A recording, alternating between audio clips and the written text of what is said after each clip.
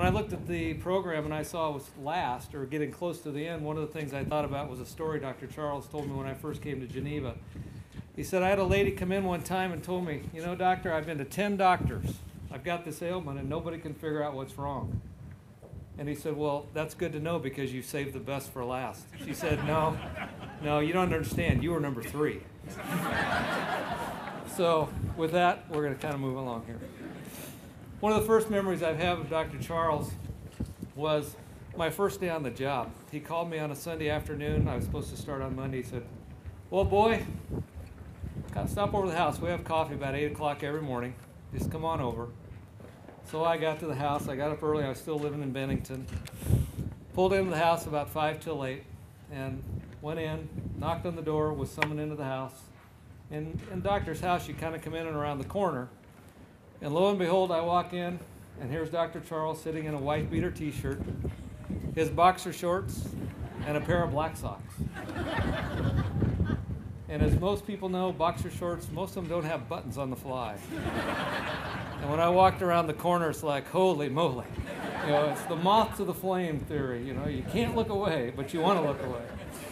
So that really was my first true memory of Dr. Charles. And, you know, at that point, I tell people, I think that's when I kind of got indoctrinated into the Ashby family, whether I wanted to be or not. Everybody that knows Dr. Charles knew he was a gadget man. You know, he had to have the latest and greatest.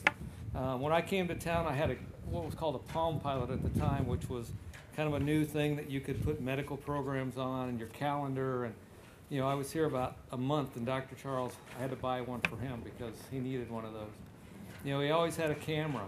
And, you know, many of you have had your picture taken, and when you came to the clinic or you receive in the mail, maybe your parents or grandparents, a picture that Dr. Charles took of you or your family member when they were at a city function, a civic function, coming in the clinic, whatever.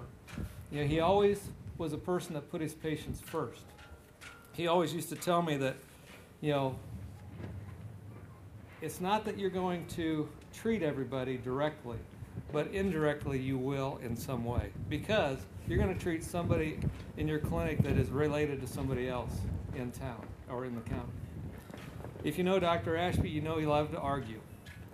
And the first 6 or 8 months or a year I was here, he used to just know what buttons to push to get me riled up. I remember the first Christmas we went up to Chances Are, and Doctor never went to the Christmas parties, according to Jim and Jan. And we're sitting around after all the employees left, and Jim and Jan said, oh man, are we glad you're here? Because he's got somebody else to argue with. He's not arguing with us every day. So I'm glad I could take that burden off of Jim and Jan. He always used to tell me, you know, the best offense is a good defense, or the best defense is a good offense. So he would just push my buttons until he knew he was getting me mad, and then he would just pull his pipe out, which I happen to bring today, one that I got. He'd pull his pipe out, he'd chomp on it a little bit, and kind of, well, you know, boy, best offense is a good defense. And that was the end of the subject. And we would move on to something else. You know, I always laughed on Wednesday afternoons when Charles and we called his cronies, Jim Brumbaugh, Sheldon Johnson, Von Fulton, would all come into the clinic, and they would all light up.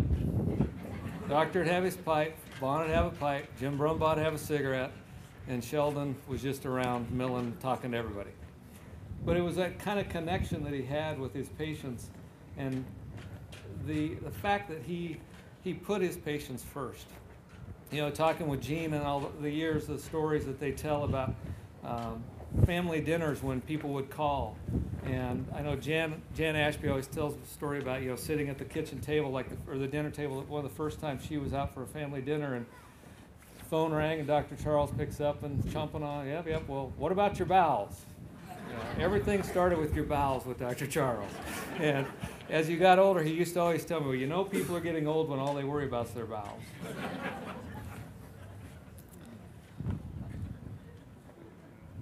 Dr. Charles, you know, had a ton of other sayings.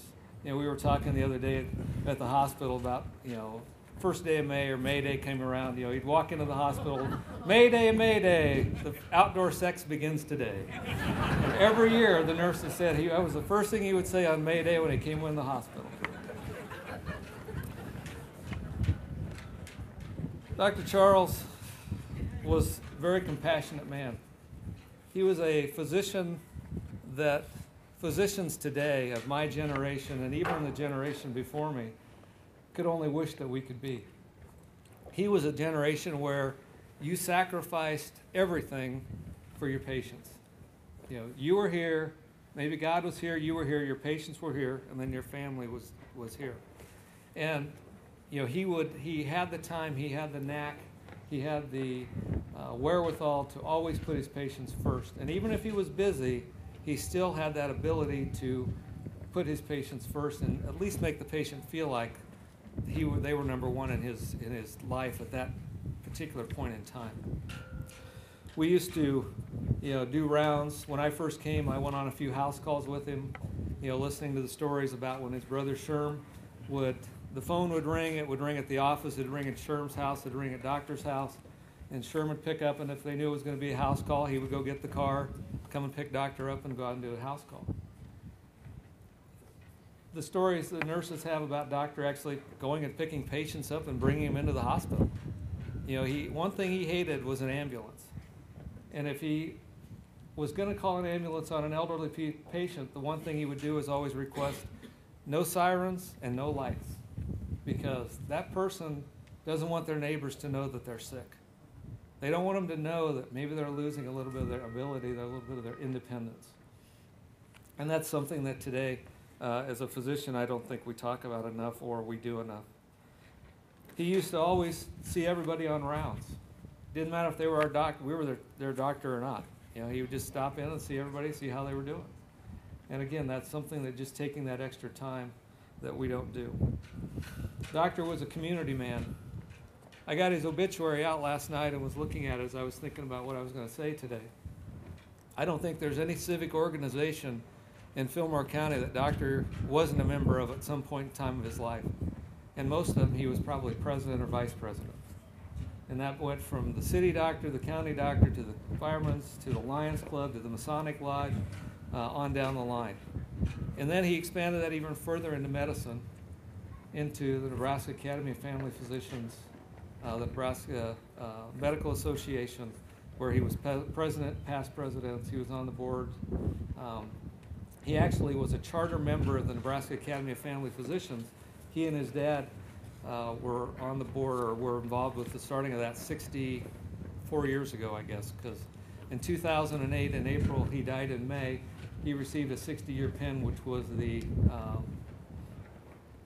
the first 60-year pin ever given, because he was there as long as it had been in existence. Doctor and Gene have been very good to the community as far as making donations. Doctor was never one who wanted his name out in the forefront. He would do things behind the scenes. He always was always seen at civic organizations, civic meetings. He used to tell Dr. Bespelik and I'm sure Dr. Hollis has heard this too, it's not that you have to do a lot, you just have to be there and show people that you care. And that's one thing that Doctor always had a knack of doing. The other thing I was thinking about as I read the program, and I talked to Gene about this a couple days ago, Doctor came back to Geneva in 1947 to start practicing with his dad. And if you look at the history of Fillmore County and the hospital closed 4 years, or 1957, and the new hospital opened in 1961. Gene said for 4 years every morning, Doctor and his dad would either go to Friend, to York, or to Hebron to see their patients, because there was no hospital in Geneva that they could admit to. And think about the sacrifice, think about the way the roads were in 1957 through 1961. I was born in 1960, so I know the roads weren't very good at times when I was a kid. But just the sacrifice that he made and his father made. I also think, and Dr. Bespelik mentioned a little bit about this when we did the groundbreaking about, Doctor would be the first one looking down on Fillmore County saying that, this was a great thing. And I stopped to think about all of the changes that Doctor would have seen in his lifetime. And think about this with me. From penicillin, when doctors started practicing, there were 1 or 2 antibiotics. No treatment for cancer. No treatment for heart disease. No treatment for diabetes other than maybe insulin. The first knee or joint replacement. The first pacemaker. The first organ replacement. All of those things that, the first robotic surgery, the first laparoscopic surgery, things that people used to come into the hospital and spend a week or 2 weeks. Just to have a baby, you'd be in the hospital for 7 days. Now we come in, 48 hours, you're gone. The one thing doctor understood was the changing of medicine and how the grand scheme of things were changing, and the fact that the old facility, was set up more for inpatient, where this new facility is set up more for outpatient care. Although we do have, inpatient rooms that we're able to provide the care, we have such a wonderful, and as you do a tour today, look at the rehabilitation center and the outpatient clinic, because those are things that he understood with technology we were going to need, and he also understood that at the old facility downtown we were landlocked and just did not have the room to expand that. So in trying to tie this together, I think it's quite an honor to have somebody that's come back and practiced 61, 62 years in their hometown or home county. I don't want to discount, Dr. Lynn, Dr. Burt, Dr. Hollis, Dr. Verhaeg, Dr. Bigsby, all of those physicians that were here. They were here, they've done a great job, but think about 61 years that he dedicated to Fillmore County and the patrons of Fillmore County. That's something that I know I'm not going to be able to offer you. And it's something that very few people will be able to offer to any of us. With that, I think I'm going to stop. And in the true sense of Dr. Ashby, we'll see you later, girl. Take it easy, boy.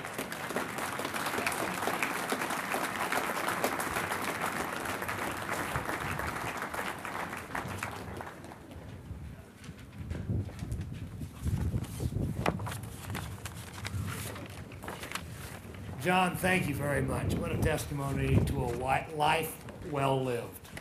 And Charles lived his life fully. Always in moderation, son. Always in moderation. I used to watch him eat what they didn't put in the deviled eggs, that yellow stuff, a bowl of it at Lions Club. Always in moderation.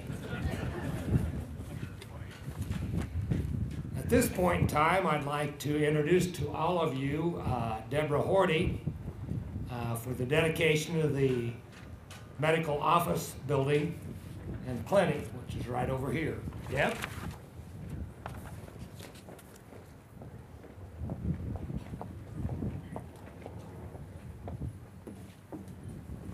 Good afternoon. Before we proceed with the dedication, I want to bring things to a personal level. Dr. Ashby was our family doctor. We lived, for those who are local, south of Burris. The roads were not great, and I just happened to be one of those unfortunate kids, underweight, a little premature, that ended up sick a lot, and he drove to our house again and again. And it wasn't just our house. Dr. Ashby drove all over this county. He and Sherm everywhere, day, night. It didn't matter. He was there for all of us. We were the fortunate ones. The ones who missed out were Jean and Sarah and Jim, because he was, you kids can tell him, he was never home. And when he was on the phone, talking, discussing things, finding out about bowels. So the only way we could think to really honor both Jean and Charles as our board and along with the doctors was to make this the Jean and Charles Memorial Clinic. And so I would ask at this point in time for representatives of the Ashby family to come forward.